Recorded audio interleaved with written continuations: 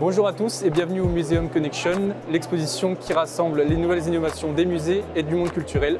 Allez, suivez-moi.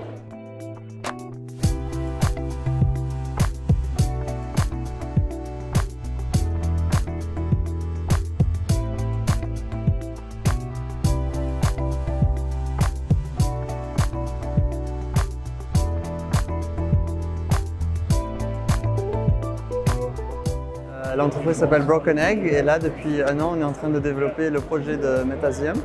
Donc c'est un metaverse de musées. Donc, tous les musées se rassemblent dans notre monde virtuel, accessible par tout le monde. En tant que visiteur, tout le monde peut accéder, du téléphone, de l'ordinateur ou d'un casque VR, tout le monde peut accéder.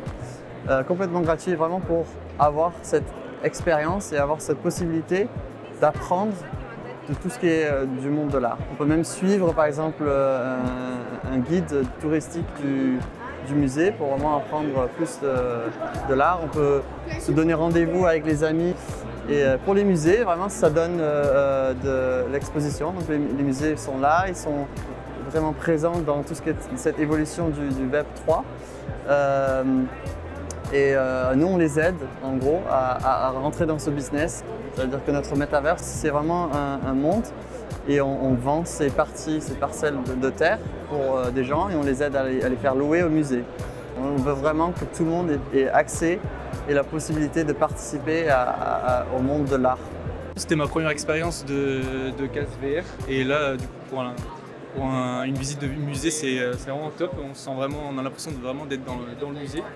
Et le monsieur ici nous a expliqué que plus tard on pourrait vraiment avoir des vidéos, de l'audio interactif avec ça, même un guide qui nous explique les peintures et les sculptures. Donc c'est vraiment incroyable, c'est une super idée. Je pense qu'il y a un bel avenir pour cette technologie.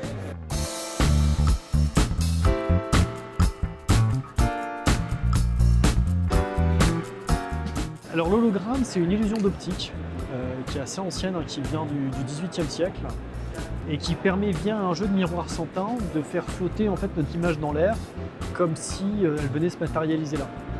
Tout à l'origine, ça servait dans le monde du théâtre à faire apparaître des fantômes sur scène. On propose des bornes holographiques qui sont fabriquées en France par nos soins, qui permettent de faire de la médiation sur des sujets techniques, culturels. En fait, on accompagne des institutions ou des laboratoires des universités pour montrer en 3D et expliquer les sujets sur lesquels ils travaillent. Nous, on est vraiment spécialisé sur la fabrication de la solution technologique. Après, on a une philosophie qui est très open source, pour que ce soit assez simple de mettre à jour et de créer du contenu même sans notre intervention. Mais on a cette spécialisation quand même pour faire du contenu de médiation. Ça permet à un musée d'être entièrement autonome. Parce que tout ce qu'on voit dans cette application peut être changé sans écrire une seule ligne de code. Et donc en fait cette application on la change depuis un PC. Donc on ajoute des nouveaux objets, on écrit les textes et on fait les cartels explicatifs. Et en même temps, voilà, ça va permettre de synchroniser et sur l'hologramme de montrer la modélisation 3D de l'objet en question. Donc voilà, ici par exemple, c'est une collection d'archéologie romaine qui est en fait la collection en open source du musée Saint-Raymond de Toulouse.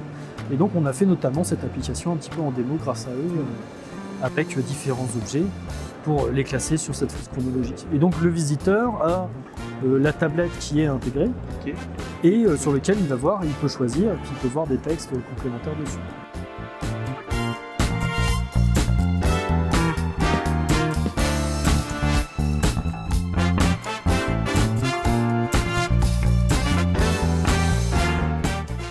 Donc Lossonance, c'est une proposition innovante et différenciante pour écouter du son avec le corps.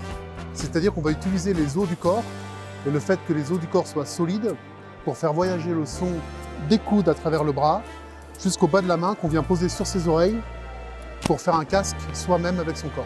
L'avantage du coude, c'est qu'il y a un seul os qui va du coude à la main, donc la transmission est directe et c'est pour ça que ça marche. Si on utilisait une autre partie du corps, on aurait des problèmes de transmission et de la déperdition qui ferait qu'on n'entendrait pas de façon intelligible les sons. Voilà, donc l'atout en fait de ce dispositif, c'est le côté innovant et le côté en fait ludique pour aller chercher du son, être actif aussi dans l'écoute et pas être passif. Le son ne vient pas à nous, c'est nous qui allons le chercher avec son corps.